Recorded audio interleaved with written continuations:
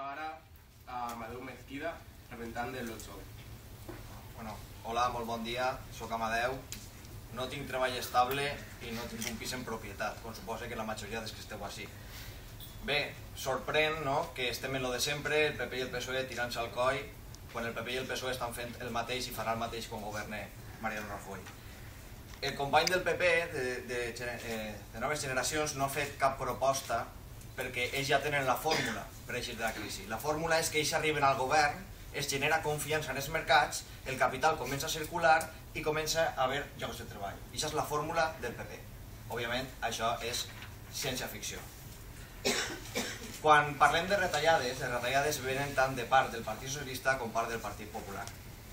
Avui en dia, conforme està la situació econòmica, hi ha una cosa que hem de tindre clara, i és que els ciutadans, a través dels nostres representants polítics, hem perdut el poder sobre l'economia.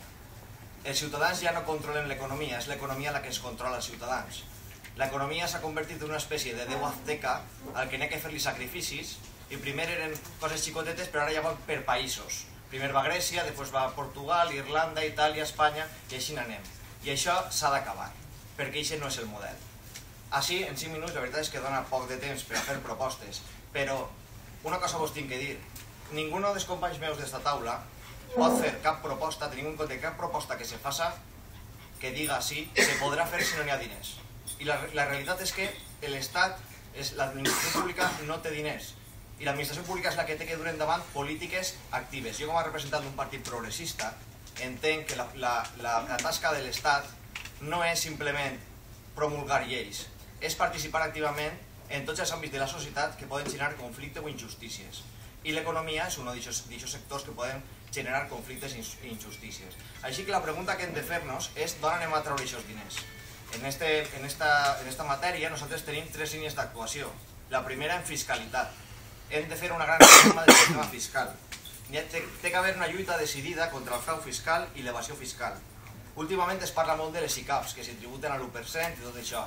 En realitat els fons d'inversió també tributen a l'1%. No és tant el problema, que també ho és, que tributen a l'1%, sinó que les transferències que es fan des de les ICAPs també tributen per baix del que deurien tributar.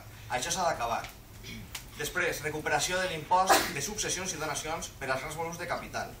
Augmentar la progressivitat de l'IRPF. Establir un nou impost sobre la riquesa que compensa les deficiències de l'impost de societats. Introduir o reconvertir impostos en matèria de fiscalitat verda. Fiscalitat verda és que qui malbarate els recursos naturals, els recursos mediambientals, pague més, siga penalitzat per això, i el que faci les coses bé siga beneficiat per això. Després, una altra línia, cooperació internacional. Anem a veure, el món està globalitzat i això és evident.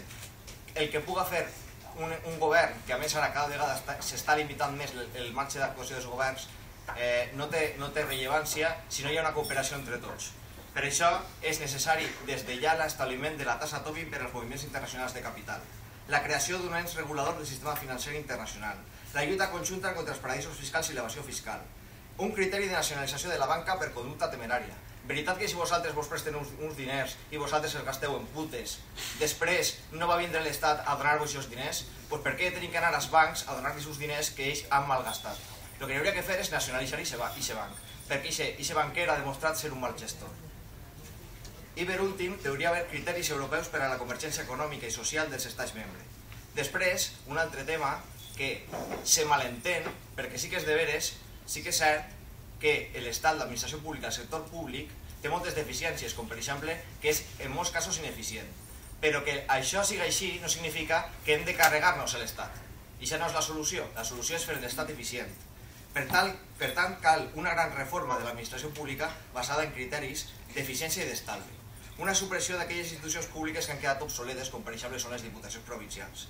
Un repartiment just de recursos econòmics entre les comunitats autònomes, perquè no sé si sabeu que en Espanya el pes de l'estat del benestar, educació, sanitat i polítiques socials recau en les comunitats autònomes. Com pot ser que no tinguem recursos suficients les comunitats autònomes per a assolir aquests objectius que tenim en les competències autonòmiques?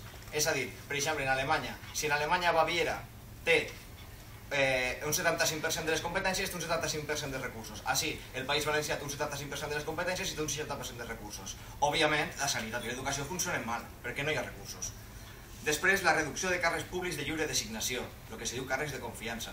No és necessària tindre eixa prole, eixa exèrcit d'assessors que no assessoren,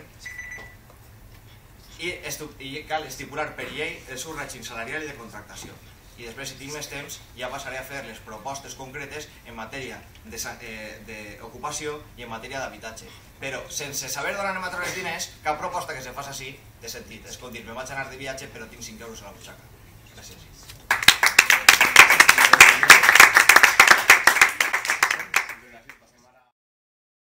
Està molt bé això que un company del mateix partit que tu continua el míting, com només n'hi ha 5 minuts, continua el míting, i després tu l'enganxes una altra vegada, no? Està molt bé, la pròxima vegada ho pensem.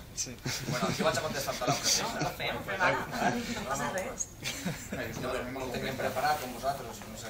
Bueno, igual, vaig a contestar-te la pregunta era per un assumpte de competències. Anem a veure.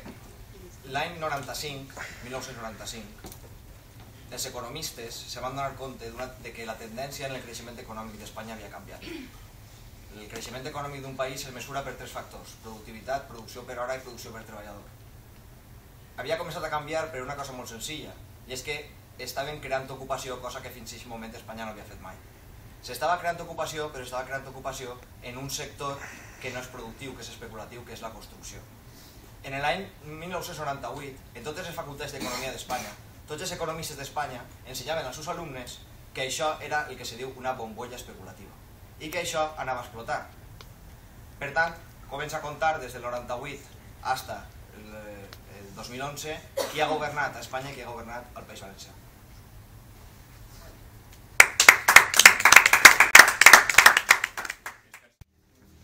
Bueno, sobre el tema de la catòlica, simplement dir que és... Bueno, ja sabeu com està el tema de les universitats públiques que pugen les taxes, i el que està passant concretament en València en el tema de la Universitat Catòlica és escandalós, perquè la quantitat de diners s'està permetent construir edificis per tota València, estan copant tota València els edificis de la Catòlica. Jo me toca de prop perquè un familiar meu estudia a la Universitat Catòlica, estudia psicologia, i n'hi hauria que plantejar-se, jo crec que ja no és el tema d'universitat pública o privada, sinó del paper que juga la religió en l'ensenyament. Com deia, un familiar meu estudia allà, estudia psicologia, i té professors, psicòlegs, que tenen exorcistes en els seus gabinets de psicologia. I estudien en classe, en un examen, es pregunten que la masturbació o l'homosexualitat, quin tipus de trastorn mental, en quina categoria estarien ubicats i coses així. Vull dir, hi haurà que plantejar un gran debat sobre el tema del paper que juga la religió en l'ensenyament, perquè aquestes coses estan passant ara, ahir, carrer Sant Vicent, tot això. I això n'hi haurà que plantejar-se-ho. Què anem a fer amb tot això?